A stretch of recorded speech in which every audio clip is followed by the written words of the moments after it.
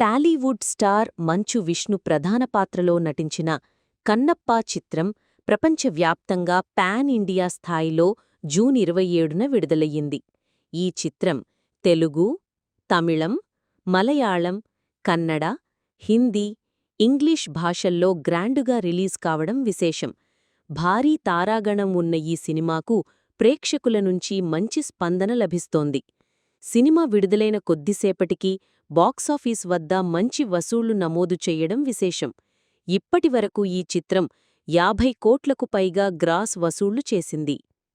ఈ చిత్రానికి సీనియర్ నటుడు మోహన్ బాబు నిర్మాతగా వ్యవహరించగా, ఏవిఏ ఎంటర్టైన్మెంట్స్ మరియు 24 ఫ్రేమ్స్ ఫ్యాక్టరీ సంస్థలు సంయుక్తంగా నిర్మించాయి.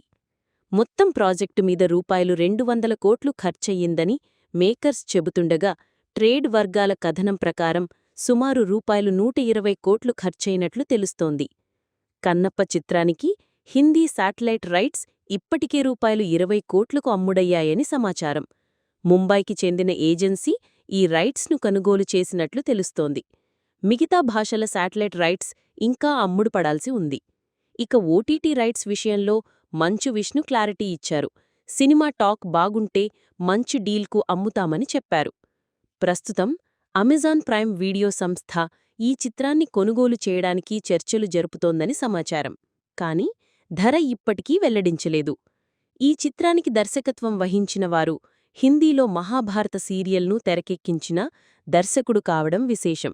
సినిమాలో ప్రభాస్, మోహన్ లాల్, అక్షయ్ కుమార్ వంటి స్టార్ నటులు ముఖ్య పాత్రలు పోషించడం సినిమా హైలైట్గా మారింది. విజువల్స్, మ్యూజిక్ మరియు మంచు విష్ణు నటన అన్నీ ప్రేక్షకులను విశేషంగా ఆకట్టుకుంటున్నాయి.